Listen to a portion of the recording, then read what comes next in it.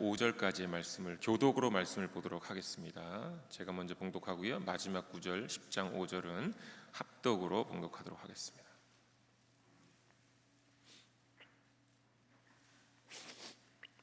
여호와께서 이와 같이 말씀하시되 지혜로운 자는 그의 지혜를 자랑하지 말라. 용사는 그의 용맹을 자랑하지 말라. 부자는 그의 부함을 자랑하지 말라.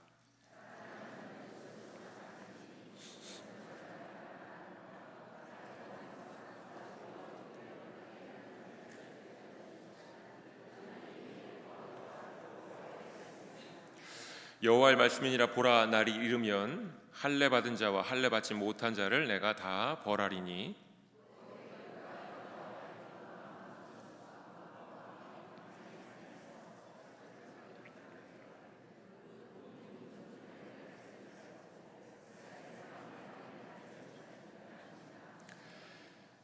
이스라엘 집이여, 여호와께서 너희에게 이르시는 말씀을 들을지어다.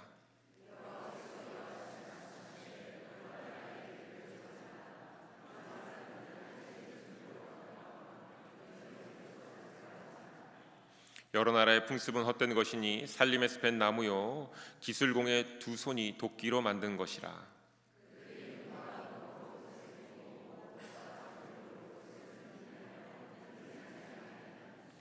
그것이 둥근 기둥 같아서 말도 못하며 걸어 다니지도 못하므로 사람이 메어야 하느니라. 그것이 그들에게 화를 주거나 복을 주지 못하나니 너희는 두려워하지 말라 하셨느니라. 아멘. 하나님 말씀입니다. 기도하겠습니다. 하나님, 언제나 우리의 몸과 마음 그리고 우리의 두 손을 채우시는 하나님께 감사를 드립니다. 삶의 어려움 속에서도 우리가 하나님의 보호하심 가운데 있음에 또한 감사를 드립니다. 우리의 모든 것이 하나님의 것임을 고백하며 하나님의 것을 다시금 하나님께 돌려드리오니 하나님 받아주시고 기뻐하시며 우리에게 하늘의 신령한 복을 허락하여 주시옵소서. 건강이 필요한 분들에게 건강을 주시고 경제적인 채움이 필요한 분들에게 물질적인 필요도 채워 주시옵소서. 마음이 공허한 분들에게는 위로와 격려를 주시고 믿음을 간구하는 이들에게는 믿음을 가득 부어 주시옵소서. 이로써 연약한 우리들이 하나님의 자녀됨을 잊지 않고 인도하심을 쫓아가는 모두가 되게 하여 주시옵소서. 오늘 말씀 앞에 감사를 드립니다. 하나님의 말씀을 들을 때에 우리의 귀가 열리고 마음이 열리고 생각이 열려서 세상의 것, 우리의 손으로 만들어 놓은 모든 것들은 무너지게 하시고 하나님의 말씀만 남게 하여 주시옵소서. 하나님 말씀의 권능과 하나님의 사랑만이 우리의 마음 안에 남아서 아버지의 뜻대로 결단하고 나아가는 우리 모든 주의 백성들이 되게 하여 주시옵소서. 예수님의 이름으로 기도드립니다. 아멘. 네, 저희가 지금 8월 이후부터 기쁨의 언덕으로 말씀을 계속 묵상하고 있습니다. 저희 기쁨의 언덕으로 말씀 묵상집이 있지요. 그런데 그 가운데 한 가지의 본문, 매일매일 본문하는 날짜가 다르니까요. 묵상하는 날에 매일매일 날짜가 다르지요. 그런데 그 한 날에 말씀 묵상을 우리가 할 때에 괜찮으시죠? 네, 감사합니다. 우리가 말씀 묵상을 동일한 날에 함께하는 이유가 있습니다. 적어도 제가 한 3가지 정도를 이 이유를 가지고 우리가 함께 말씀을 나누고 있습니다. 금요일이나 토요일이나 주일날에도 마찬가지로요. 이렇게 정한 이유가 있어요. 왜 우리가 기쁨의 언덕으로라는 말씀 묵상집을 가지고 매일매일 말씀을 나누는가? 첫 번째, 동일한 본문으로 same 텍스트로 same congregation이 우리가 한 말씀을 묵상하면서 become one body가 되자, 이런 취지가 있습니다. 그래서 동일한 말씀을 우리 모두가 함께 묵상할 때에 한 분 하나님께서 인도하시는 역사하심으로 우리가 하나가 될 수 있겠다라는 소망이 있었고요. 두 번째입니다. 우리가 동일한 말씀이지만 숫자가 많으면 은혜가 풍성해지니까 더 말씀을 깊이 넓게 이해할 수 있겠다라는 취지로 우리가 이렇게 또 함께 말씀을 묵상하고 있는 겁니다. 그리고 세 번째인데, 이건 조금 제 개인적인 것인데요. 주일 말씀으로 이미 정해져 있는 본문, 이번 달 다음 달 다 예레미야잖아요. 정해져 있는 본문을 저도 제가 선택을 안 하고 정해져 있는 본문을 그대로 말씀 묵상을 하면 목회자가 기호에 따라 말씀을 이랬다 저랬다 바꾸지 않을 수 있기 때문에, 그런 위험함에서 피할 수 있을 것이라는 소망 때문에 지금 우리가 말씀 묵상집 기쁨의 언덕으로를 사용하고 있는 겁니다. 사람은요, 상황에 따라서 영향을 받는 존재입니다. 그렇지요. 목사도 마찬가지입니다. 그래서 어떤 상황이 바뀌었을 때 목사도 내가 하고 싶은 얘기를 위해서 성경 말씀을 그냥 랜덤리 픽이 아니고 인텐셔널리 픽할 수 있잖아요. 그거 피하려고 지금 이렇게 하는 겁니다. 자, 이렇게 열심으로 노력하고 있는 것 아시겠지요? 자, 그런데 저뿐만이 아니에요. 여러분들에게 이 위험도 똑같이 노출되어 있는 겁니다. 우리가 8월, 9월, 10월, 11월 이렇게 이미 정해져 있는 본문으로 묵상을 하는데, 특별히 이번 달과 다음 달이 예레미야서입니다. 너무나도 묵상하기 쉽지 않은 본문입니다. 그래서 사람들이 일반적으로 심판과 구원이라는 카테고리 안에 이걸 집어넣어서 쉽게 이해하려고 합니다. 아, 심판이야, 구원이야, 이렇게.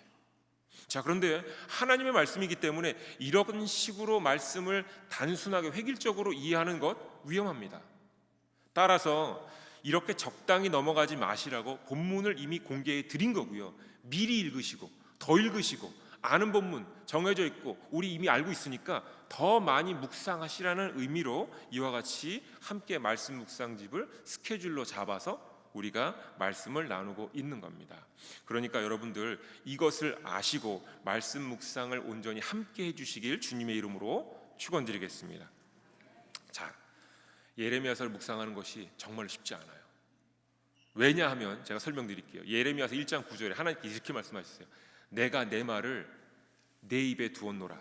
예레미야에게 말씀하셨거든요. 하나님의 말씀을 사람인 예레미야 입에 넣으셨다는 말입니다.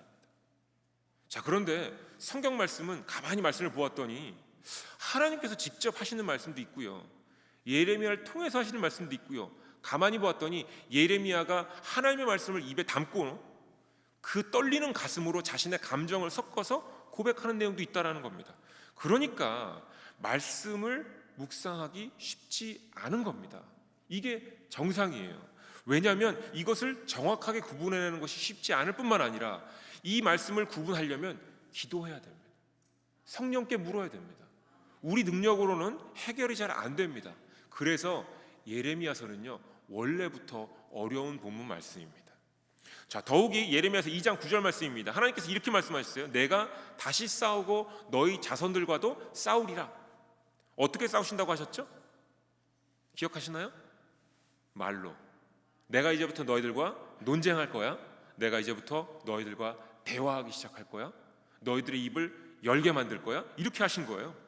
본격적으로 하나님께서 우리를 대화의 자리로 초대하셨기 때문에 하나님 말씀과 예레미야의 말 그 사이에도 하나님의 논쟁, 대화, 굉장히 때로는 어그레시브한 단어들이 들어가 있기 때문에 쉽게 이해가 안 되는 겁니다. 그래서 예레미야서는요, 말씀 묵상이 쉽지 않은 겁니다. 그러다 보니까 사람들이 주석서를 열어요. 참고 서적을 엽니다. 그런데 저와 여러분 이미 경험해 보지 않으셨습니까? 여러분 주석서를 통해서 설교하시는 목사님들 설교 많이 들어보셨지요. 또한 참고 서적을 통해서 예레미야를 잘 설명해 보려고 설명하시는 목사님들 설교 많이 들어보셨지요. 자, 그런데 그렇게 설교 들으셨는데 뭐가 남으셨습니까? 자, 예레미야서는 어떤 말씀입니까? 그럼 아마 대부분 머리에 이 생각만 남으실 거예요. 아, 눈물의 선지자. 이거 하나만 딱 남아요. 다른 건 다 기억이 안 나요. 왜 그렇습니까?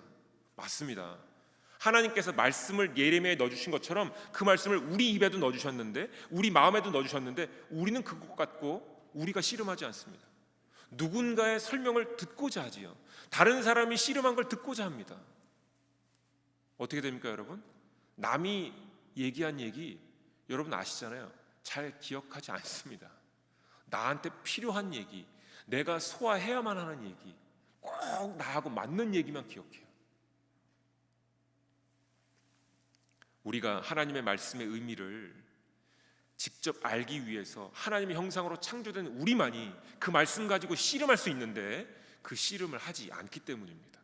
사실 하나님의 눈물인지 예레미야의 눈물인지 구분도 해야 되는데 그저 선지자의 닉네임 정도만 기억하는 것은 말씀을 묵상했다라고 말할 수 없는 겁니다.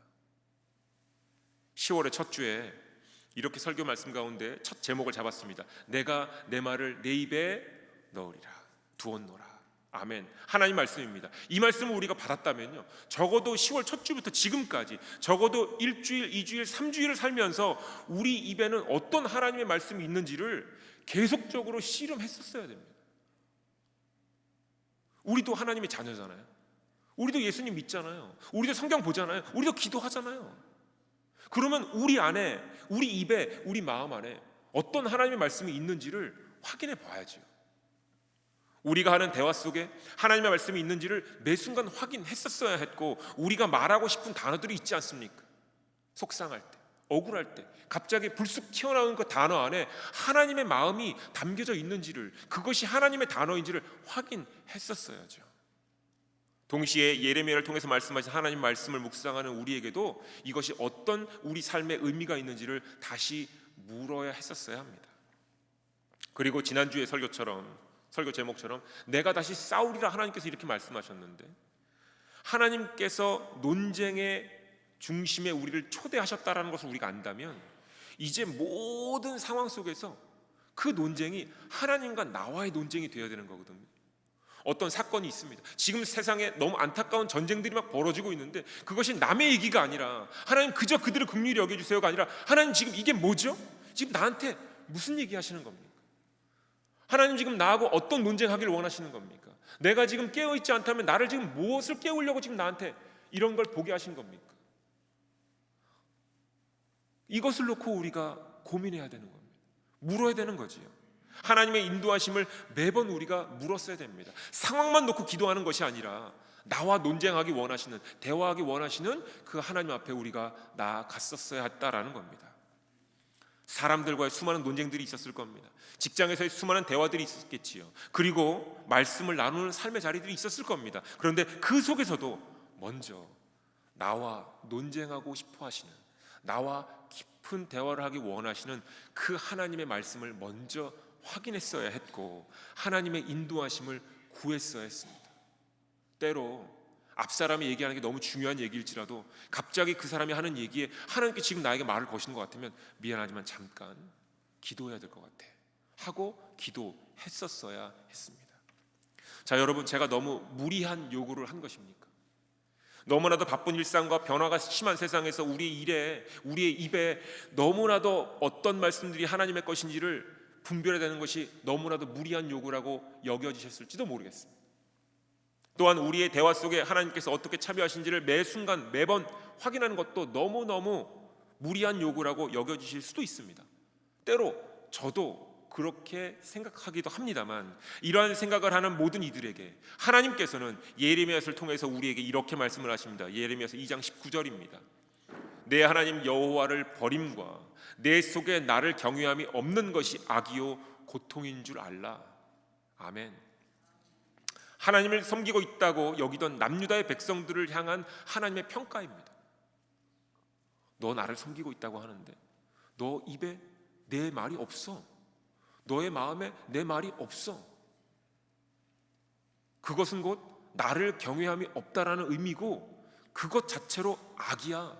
그리고 그게 바로 삶의 고통이야 라고 말씀하시는 겁니다. 하나님을 향해서 열심히 제사를 드리고 있었던 남유다예요. 그럼에도 불구하고 하나님께서 그들을 이렇게 평가하시는 겁니다. 그들 가운데, 그들의 말 속에, 그들의 대화 속에 여호와 하나님이 없었다라는 겁니다. 이것이 하나님을 버리는 것이고요, 하나님을 가슴 아프게 한 것입니다. 이것이 바로 악이고 고통이다라고 알려주십니다. 하나님을 경외하지 않는 것이며 바로 악이 고통이다라고 말씀하시는 하나님의 음성을 우리도 들어야 하지 않겠습니까? 우리의 일상의 대화 가운데, 우리의 말 가운데, 우리의 대화 속에 여호와 하나님께서 넣어두신 말씀이 나오고 나누어지지 않는 것,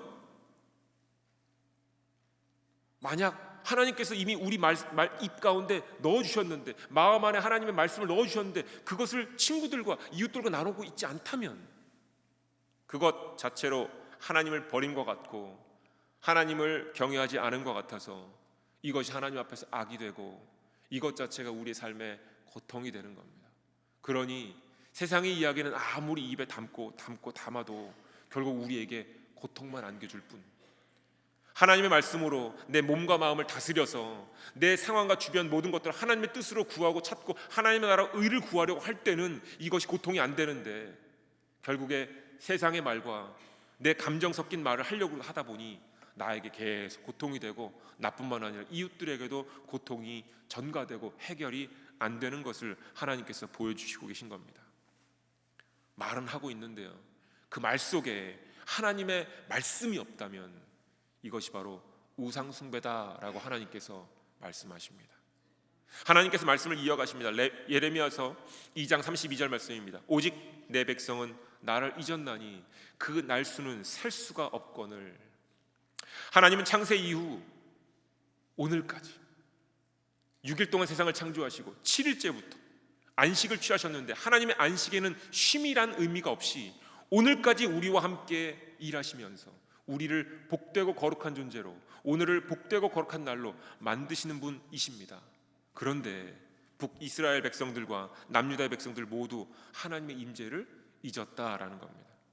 하나님께서 이렇게 정확히 사람들에 대해서 그리고 우리들에 대해서 말씀으로 지적하시는데, 여러분, 예레미야서를 묵상하는 것이 힘든 것은 정상입니다. 따라서 예레미야서의 묵상이 힘들지 않다고 말하는 사람의 얘기는 듣지 마세요. 거기다가 쉽게 정리할 수 있다라는 얘기는 더더욱 듣지 마세요.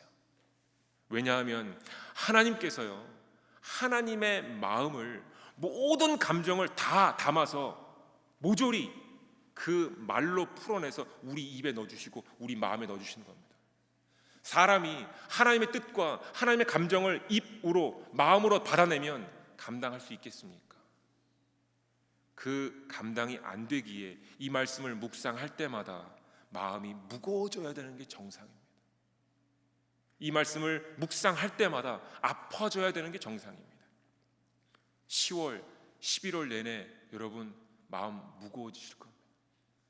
제가 남다른 특기가 있어요. 장기가, 분위기를 가라앉히는 장기가 있어요. 확 가라앉았죠? 네. 아마 누군가 이러실지도 몰라요. 목사님, 모든 주일이 부활절이고요, 구원의 기쁨을 누리는 주일인데 주일이라도 조금 가벼워야 되지 않겠습니까?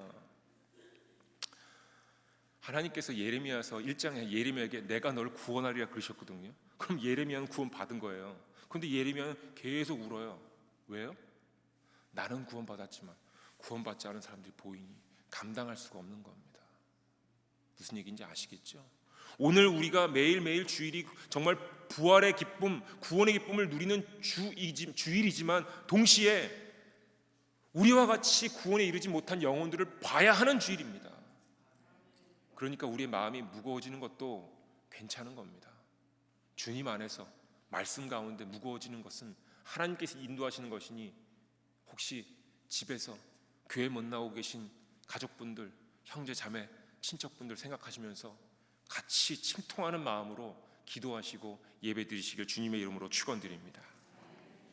예레미야 3장 2절에 하나님을 잊은 사람들을 하나님께서는 이렇게 표현하십니다. 내가 길가에 앉아 사람을 기다리는 것이 아바라 사람과 같아서 라고 말씀하십니다. 하나님을 잊은 사람이란, 하나님의 마음을, 말씀을 입에 품지 않고 마음에 품지 않은 사람이란 어떤 사람이냐면요, 길가에서 지나가는 사람을 약탈하려고 기다리는 사람이다, 그들과 같다, 이렇게 말씀하십니다. 도적과 같은 사람이다, 이런 겁니다. 그런데 여러분, 도적 어떤 사람입니까? 우리와 같은 성정이 있는 사람입니다. 그런데 그들이 살기 위해서, 먹기 위해서 어떻게 해요? 남들보다 조금 더 쉽게 얻기 위해서 도적의 길을 선택한 사람들이다라는 겁니다. 하나님의 말씀으로 하나님께 묻지 않고 남들보다 쉽게, 빠르게, 더 많이 얻고자 노력하는 사람들, 하나님의 말씀은 있으나 말씀대로 행하지 않고 보다 쉬운 세상의 방법으로 남들보다 앞서고자 하는 사람들, 모두 도적과 같은 사람들이다라고 하나님께서 말씀하시는 겁니다. 다시 말하면 처음에는 도적이 아니었지만 도적의 길을 선택한 사람들을 하나님을 잊은 사람들이다라고 하나님께서 말씀하십니다. 사람은 이 세상에서 먹고 살려고 태어난 존재가 아님에도 불구하고 먹고 사는 것에 몰입해 살아가는 사람들로 바뀌었다면 이 모습이 하나님을 잊어버린 안타까운 사람들의 모습이라고 말씀하십니다. 자, 이 모든 말씀들이 우리의 마음을 꽉 찔르죠. 아니신가요? 저만 찔렸나요? 아, 내가 그래. 얼마 전에 누군가한테 툭 내 감정 섞인 말 던졌는데 하나님 보실 때 그게 악이다, 고통이다. 그래, 그 얘기하고 나서 아무것도 나아진 게 없는 지금 이런 마음들 드시죠? 선한 말을 전했어야 됐는데, 하나님의 사랑의 언어를 전했어야 됐는데 그거 못하고 내 경험, 이해, 판단, 나의 명철한 두뇌에서 나오는 어떤 이야기들, 이런 거 하느라 시간 보냈던 거 기억나실 겁니다. 그런데 여러분, 이것 아셔야 됩니다. 이 정도 찔린 거는요, 아픈 것도 아닙니다. 왜냐하면 지금 예레미야서에 등장하는 하나님의 마음은요, 이미 갈기갈기 찢겨져 있는 상태입니다. 하나님의 마음은 이미 다 찢어질 대로 다 찢어져 있습니다. 그래서 이 말을 전하는 예레미야는 울고 분노하고 아파할 수밖에 없는 겁니다. 오늘 하나님께서 우리에게 조금 회복의 길을 열어주십니다. 23절에 이렇게 말씀하십니다. 여호와께서 이와 같이 말씀하시되 지혜로운 자는 그의 지혜를 자랑하지 말라, 용사는 그의 용맹을 자랑하지 말라, 부자는 그의 부함을 자랑하지 말라. 하지 말라는 것이 핵심 용어가 아니라 하나님께서 주신 것이 있다라는 겁니다. 사람들마다 하나님께서 사람에게 주신 것 그 자체를 자랑하지 말라는 겁니다. 하나님께서 어떤 사람에겐 지혜를 주셨고요, 어떤 사람에겐 용맹을 주셨고요, 어떤 사람에겐 부함을 주셨습니다. 심지어 어떤 사람에겐 가난함을 허락하기도 하셨습니다. 그런데 그것을 주신 이유가 바로 여호와를 알라는 것과 여호와 하나님께서는 사랑과 정의와 공의를 이루시는 분이다라는 것을 알게 하려고 그 형편을 주셨다라는 겁니다. 사람이라면 한 가지씩 하나님께 받은 거예요. 자, 우리 삶에 어떠한 상황이라도 있다면, 우리의 삶 가운데 어떠한 기도 제목이 있다면 우리는 버림받은 게 아닙니다. 왜냐고요? 하나님께서 그 기도 제목 주시는 거예요. 그것 가지고 기도하라고, 그것 가지고 내가 너의 하나님임을 알게 하겠다, 그리고 나는 사랑과 공의와 정의를 시행하는 하나님임을 알겠다 하시는 것을 허락하시려고 그것 하나 주신 겁니다. 그리고 그 하나 가지고 하나님을 찾고 알려고 나오고 하나님 앞에 따지고 묻고 하여서 하나님의 대화에 동참하여 하나님과 동행하라, 이렇게 말씀하십니다. 자, 우리 모두에게 한 가지씩 주셨다라는 것 여러분 이해가 되시지요? 자, 모두 한 가지씩 받으신 겁니다. 나는 없는데 하시면 절대 안 돼요. 나쁜 것이든 좋은 것이든 하나님께서 우리에게 주셨습니다. 하나님께서는 모두를 동일하게 벌하시겠다 한 내용을 보면 분명히 주시고 난 뒤에 벌하시는 겁니다. 세상적으로 보면 좋은 것이든 나쁜 것이든 하나님께서 사람에게 적어도 한 가지씩은 주십니다. 따라서 그 받은 것으로 말미암아 하나님을 찾고 알고 동행하면서 이제 하나님께서 마음의 할례에 이르라고 하십니다. 이게 하나님께서 오늘 우리에게 주신 너무나도 아름다운 선물입니다. 마음의 할례를 받으라입니다. 말씀을 보십시오.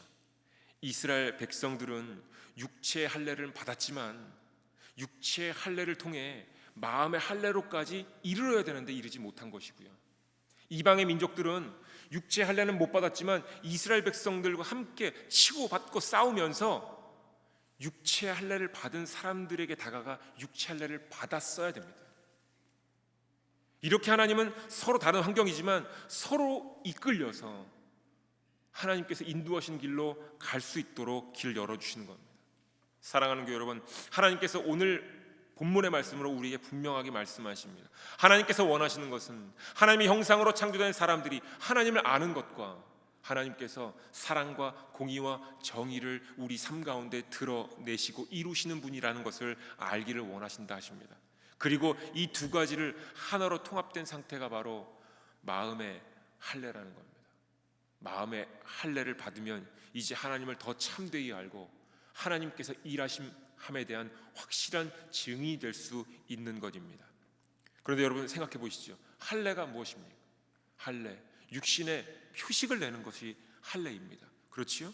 그런데 그 육신의 표식을 내고서는 남자들은 그 육신의 표식을 하루에도 여러 번 봐야 합니다. 피할 수 없습니다. 그렇지요?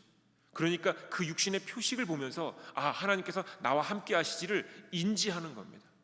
자, 그런데 이렇게 하루에도 여러 번 하나님께서 살아계심을 인지하는 가운데 우리의 삶에 여러 가지 사건 사고가 생기잖아요.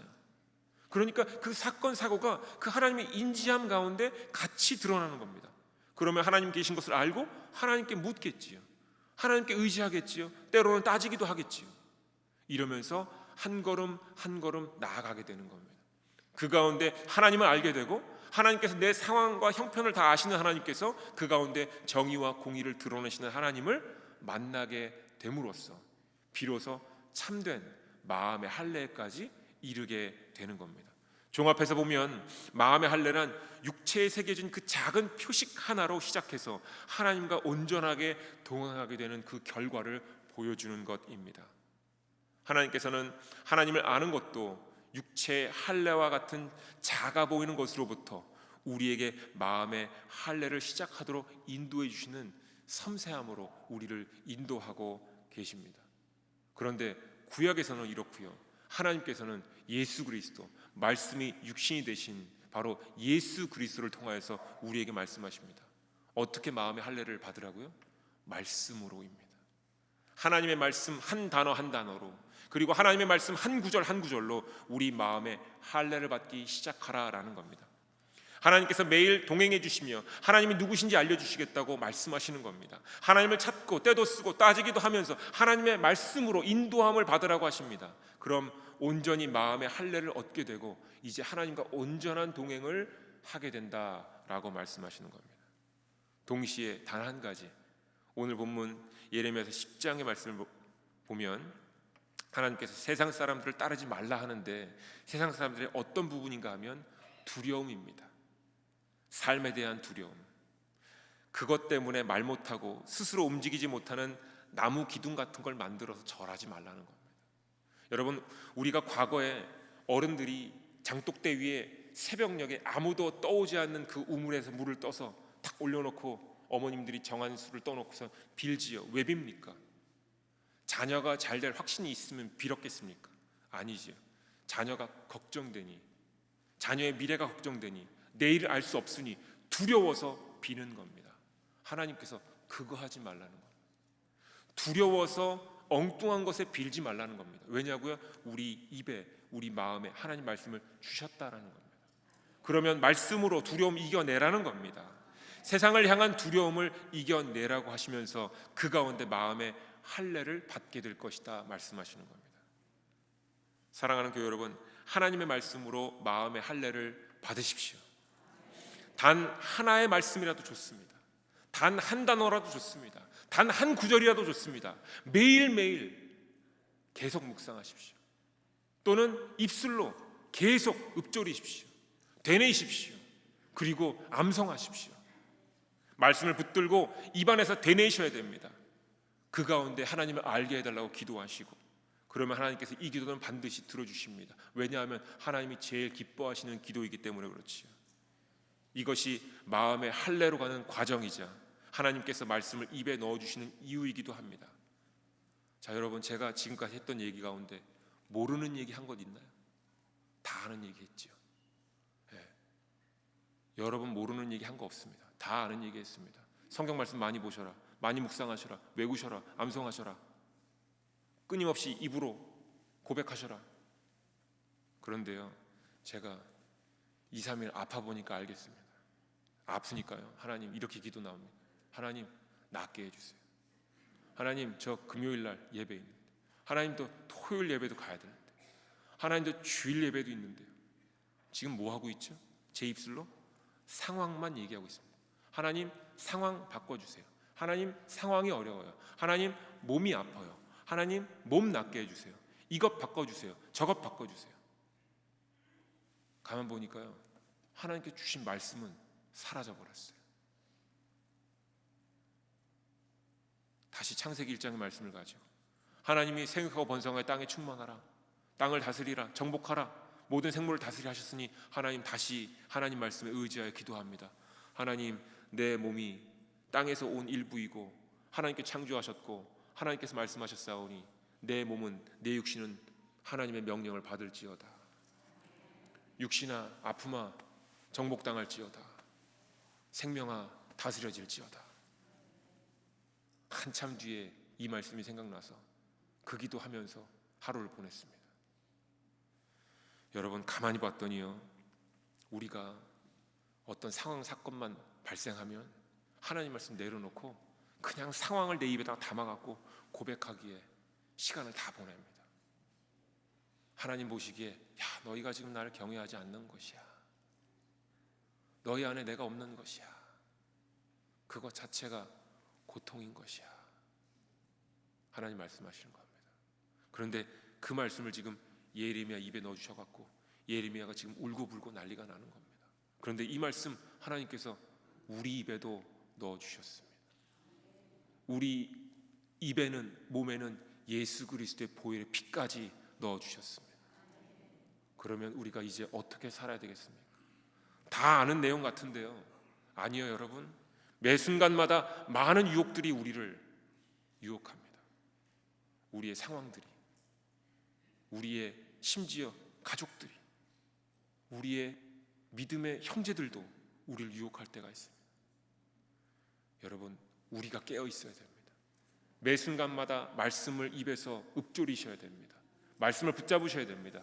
그리고 말씀대로 사시려고 부단히도 끊임없이 노력하시며 하나님께 의지하셔야 됩니다.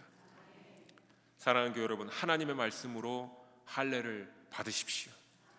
먼저 하나님의 입술을 매 순간 되뇌이기로 다짐하시고 결단하시고 읊조리시고 곱씹으십시오. 이것이 시작이 되어서 마음의 할례를 온전히 이루시며 하나님께서 사랑과 정의와 공의를 이루시는 분을 아는 데까지 자라나시길 주님의 이름으로 축원드립니다. 이것이 여호와께서 가장 좋아하시는 일임을 오늘 말씀이 증거하고 있으며, 여러분께서 이 일을 행하심으로 하나님께서 가장 좋아하시는 자녀들이 되시길 주님의 이름으로 축원드립니다. 기도하겠습니다.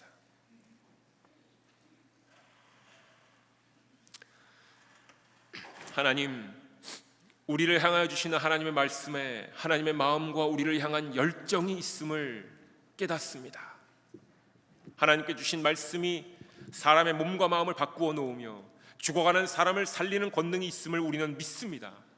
그렇게 하나님께서 친히 우리에게 하나님의 말씀 하나를 붙잡고 의지하며 말씀의 할례를 받으라 하십니다. 그럼에도 불구하고 우리는 그 한 말씀도 삶에서 잘 지켜내며 살지 못했음을 고백합니다. 하나님, 우리의 이 악함을 용서하여 주시옵소서.